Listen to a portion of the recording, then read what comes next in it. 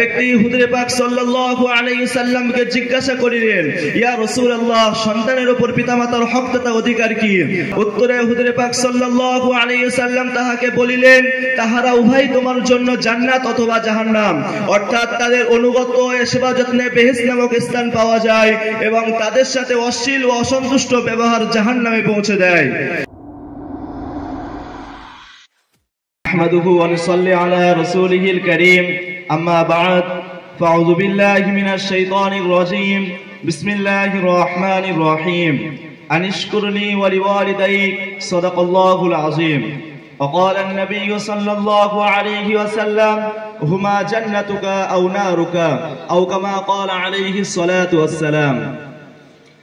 আলহামদুলিল্লাহ, সমস্ত প্রশংসা জ্ঞাপন করি সেই মহান আল্লাহ তাবারক তাআলার শাহী দরবারে। অনন্তরের লক্ষ কোটি দরুদ ও সালাম প্রেরণ করি মহানবী সাল্লাল্লাহু আলাইহি ওয়াসাল্লামের প্রতি। অতঃপর মঞ্চে উপবিষ্ট সম্মানিত বিচারক মণ্ডলী ও আমার সামনে বসে থাকা আমার বয়োজ্যেষ্ঠ, আমার বয়কনিষ্ঠ, আমার সমবয়স্ক সকলকে আমার অন্তরের অন্তরস্থল থেকে সালাম ও শুভেচ্ছা জানিয়ে আমার বায়ানের মূল উদ্দেশ্য পিতামাতার হক তথা অধিকার সম্পর্কে কোরআন ও হাদিস দ্বারা কিছু আলোকপাত করতে চাই। সম্মানিত বন্ধুগণ, পিতামাতার হক তথা অধিকার সম্পর্কে আলোকপাত করার পূর্বে মহানবী সাল্লাল্লাহু আলাইহি ওয়াসাল্লামের সেই অমূল্য বাণীর কথা স্মরণে পড়ে যায়।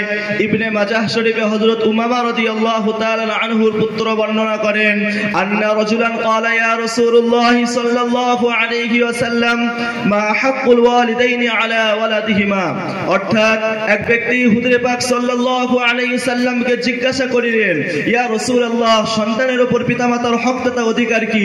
ক্বালা রাসূলুল্লাহ সাল্লাল্লাহু আলাইহি ওয়াসাল্লাম হুমা জান্নাতুকা আও নারুকা, উত্তরে হুজুরে পাক সাল্লাল্লাহু আলাইহি ওয়াসাল্লাম তাহাকে বলিলেন, তাহারা উভয় তোমার জন্য জান্নাত অথবা জাহান্নাম, অর্থাৎ তাদের অনুগত ও সেবা যত্নে বেহেশত নামক স্থান পাওয়া যায় এবং তাদের সাথে অশ্লীল ও অসন্তুষ্ট ব্যবহার জাহান্নামে পৌঁছে দেয়।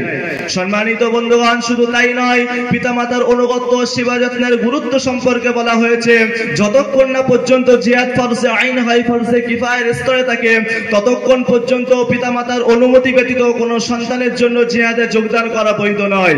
দৃষ্টান্ত শরীফ বুখারী শরীফে আব্দুল্লাহ ইবনে ওমর রাদিয়াল্লাহু তাআলা আনহুর পুত্র বর্ণনা করেন, জাআ রাজুলুন ইলা রাসূলিল্লাহি সাল্লাল্লাহু আলাইহি ওয়াসাল্লাম ফাকালা ইন্নী উরিদুল জিহাদ, জৈনিক এক ব্যক্তি হুজুরে পাক সাল্লাল্লাহু আলাইহি সাল্লামের নিকটে জিহাদের অনুমতি নেওয়ার জন্য উপস্থিত হয়।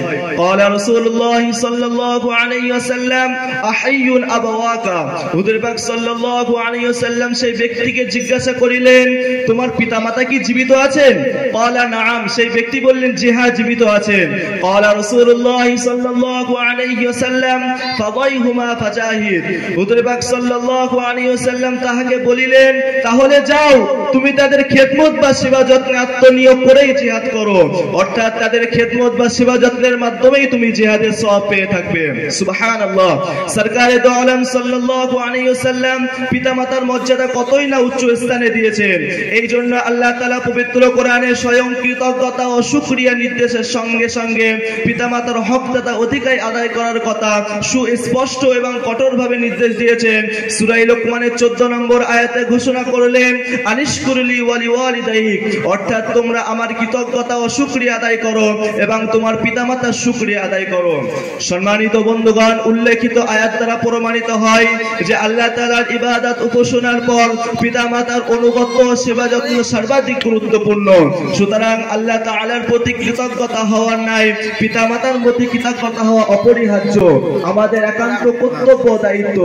মুসলিম শরীফের একটি হাদিসের পক্ষে সাক্ষ্য দেয়, আন আবি হুরায়রা রাদিয়াল্লাহু তাআলা আনহু قال قال رسول الله صلى الله عليه وسلم رغم عنفه, হযরত আবু হুরায়রা রাদিয়াল্লাহু তাআলা আনহু হতে বর্ণিত, তিনি বলেন, রাসূল করিম সাল্লাল্লাহু আলাইহি ওয়াসাল্লাম বলিয়াছেন, ওই ব্যক্তি হতভাগ্য, লাঞ্ছিত, অপদস্থ হোক। কিলা মান ইয়া রাসূলুল্লাহ, সাহাবারা জিজ্ঞাসা করলেন, ইয়া রাসূলুল্লাহ, কে এমন হতভাগ্য, অপদস্থ? ক্বালা রাসূলুল্লাহ সাল্লাল্লাহু আলাইহি ওয়াসাল্লাম মান আদরাকা ওয়ালিদাইহি ইনদাল কিবারি আও আহাদুহুমা সুম্মা লাম ইয়াদখুলিল জান্নাহ, উত্তরে হুজুর পাক সাল্লাল্লাহু আলাইহি ওয়াসাল্লাম বলিলেন, ওই ব্যক্তি হতভাগ্য, অপদস্থ, লাঞ্ছিত যে স্বয়ং পিতামাতা অথবা উভয়ের মধ্যে কাউকে বৃদ্ধ অবস্থায় পেল, অথচ তাদের সেবা যত্ন, পরিচর্যা ও সন্তুষ্টি লাভ করে বেহেশত নামক স্থানে প্রবেশ করতে পারল না। সম্মানিত বন্ধুগণ, ভাগ্যের পরিহাস, আজ বর্তমান যুগে পিতামাতাকে যেন দাস দাসীর ন্যায় ব্যবহার করা হয়। এমনকি অনেক বর্বর, নগণ্য, জঘন্য, নামদারি শিক্ষিত ব্যক্তি পিতাকে পিতা বলে পরিচয় দিতে ইতস্তত বোধ করে। উদাহরণস্বরূপ, এক শিক্ষিত ব্যক্তি বিদেশে চাকরি করেন, কারণবশত বৃদ্ধ পিতা পুত্রের সঙ্গে সাক্ষাৎ করতে যান। অন্যান্য চাকরিজীবীরা জিজ্ঞাসা করলেন, হু ইজ হি, অর্থাৎ এই লোকটিকে। তখন পুত্র কি উত্তর দিচ্ছে শুনুন। তখন পুত্র উত্তর দিচ্ছেন, he is an our servant, অর্থাৎ এই লোকটি আমাদের বাড়ির একজন চাকর।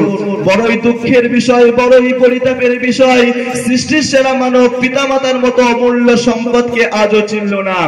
সম্মানিত বন্ধুগণ, আমরা একবারও ভাবি না যে আমাদের পিতামাতা আমাদেরকে কেমন ভাবে লালন পালন করেছেন। তারা নিজে না খেয়ে আমাদেরকে খাইয়েছেন, নিজের সুখ শান্তি বিসর্জন দিয়ে আমাদের মুখে হাসি ফুটিয়েছেন। আমাদের সুখের দিকে তাকিয়ে তারা আরামের ঘুম হারাম করেছেন। আমাদের মুখে দুমুঠো খাবার তুলে দেওয়ার জন্য তারা সকাল থেকে সন্ধ্যা পর্যন্ত মাথার ঘাম পায়ে ফেলেছেন। লালন পালনের কষ্ট মনে করে আমাদেরকে কখনো কোনো শিশু আশ্রমে পাঠিয়ে দেননি। সুতরাং পিতা মাতার প্রতি যে অসৎ দুর্ব্যবহার করে, তার মতো অমানুষ, নিকৃষ্ট, নিষ্ঠুর, নির্মর্ম আর কেউ হতেই পারে না। পিতা মাতার দুঃখে, কষ্টে, উদাসীনতার মতো মনোভাব চরম অপরাধ। তাই মহান আল্লাহ তাবারক ওয়া তাআলা পবিত্র কোরআনে সূরা বানী ইসরাঈলের 23 এবং 24 নম্বর আয়াতে সন্তানের প্রতি কতিপয় কিছু ইতিবাচক ও নেতিবাচক ভঙ্গিতে ঘোষণা করলেন, আল্লাহ তা'বুদু ইল্লা ইয়াহু ওয়া বিল ওয়ালিদাইনি ইহসানা, অর্থাৎ তোমরা আল্লাহ ছাড়া অন্য কারোর ইবাদত উপাসনা করো না এবং তোমার পিতামাতার সহিত নম্র ও ভদ্র ব্যবহার করো।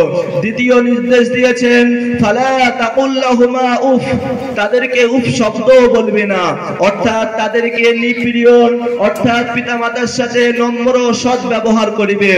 তৃতীয় নির্দেশ দিয়েছেন, লা তানহার, অর্থাৎ তাদেরকে ধমক দেবে না, তাদের সাথে নিপীড়ন, উৎপীড়ন, নির্যাতনদায়ক ধিক্কার দেবে না। চতুর্থ নির্দেশ দিয়েছেন, ওয়াকুল লাহুমা কাওলান কারীমা, অর্থাৎ তাদের সাথে সম্প্রীতি ও ভালোবাসার সহিত নম্র সুরে কথা বলিবে। তিরমিজি শরীফে হুজুর সাল্লাল্লাহু আলাইহি ওয়াসাল্লামের একটি অমূল্য বাণী সমর্পণ করব। ক্বালা রাসূলুল্লাহ সাল্লাল্লাহু আলাইহি ওয়াসাল্লাম, রাদিয়া রাব্বি ফি রাদিয়াল ওয়ালিদাইন ওয়া সাখাতা রাব্বি সাখাতাল ওয়ালিদাইন, অর্থাৎ পিতামাতার অসন্তুষ্টিতে আল্লাহ তাআলা অসন্তুষ্টিত ও পিতামাতার সন্তুষ্টিতে আল্লাহ তাআলা সন্তুষ্টিত। অবশেষে একটি শের পড়ে আমি আমার বক্তব্য ইতি করব। संगाटा नहीं था पटवारे के हिस्से में, कि संगाटा नहीं था पटवारे के हिस्से में, जब माँ ने पूछा बेटा मैं हूँ किसके हिस्से में। घर की इस बार मुकम्मल तलाशी लूंगा, घर की इस बार मुकम्मल तलाशी लूंगा, गम छुपा कर हमारे माँ बाप कहाँ रखते थे। एक अच्छी माँ हर किसी के पास होती है, एक अच्छी माँ हर किसी के पास होती है, मगर एक अच्छी औलाद हर माँ के पास नहीं होती। आखिर दावाना अनिल हम्दुलिल्लाहि रब्बिल आलमीन।